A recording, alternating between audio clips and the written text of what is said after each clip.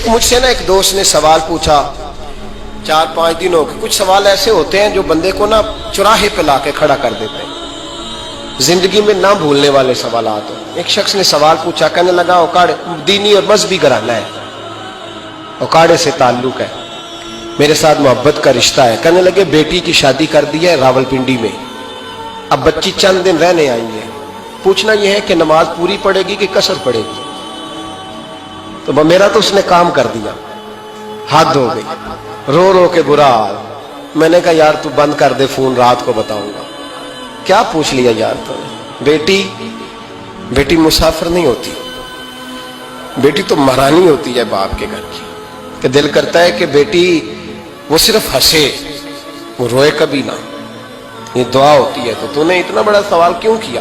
بہرحال علماء کو کچھ چیزوں کے جواب دینے پڑتے ہیں. میں نے کہا میں رات کو بتاؤں گا.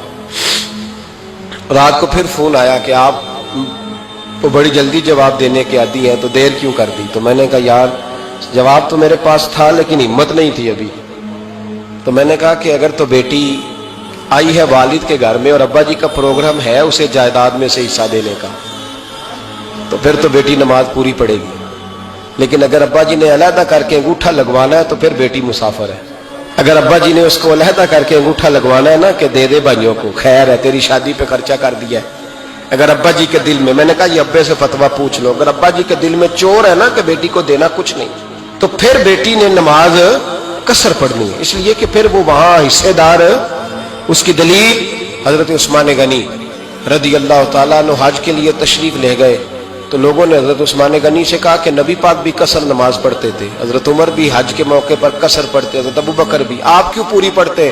فرمایا ان کا مکے میں گھر کوئی نہیں تھا، میرے تو پورے کے پورے باغ ہیں، تو میں یہاں مسافر نہیں ہوں، میں یہاں مقیم ہوں. تو اگر تو بیٹی کا حصہ بھی ہے ابا جی کے گھر میں تو پھر وہ نماز پوری پڑے گی. لیکن اگر ابا جی نے اللہ تعالیٰ خیر فرمائے بیٹوں کے حق میں فیصلہ سنا دیا ہے اور انہوں نے بیٹی سے کہہ دیا ہے کہ چھوڑ، جو بیٹیاں حصہ لیتی ہیں ان کے بھائی نہیں ملتے تو نہ ملے بھائی، کوئی حرج نہیں.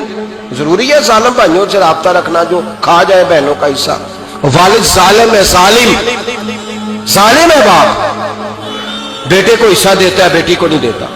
اور یہ 1.5 مربے والے جاگیردار کی بات نہیں کرنا جس کا 4 مرلے کا مکان ہے، اس کی بیٹی کا بھی حصہ بنتا ہے. کیوں کھاتے ہو بیٹیوں کا حصہ؟ ڈر نہیں آتا اللہ تعالیٰ سے؟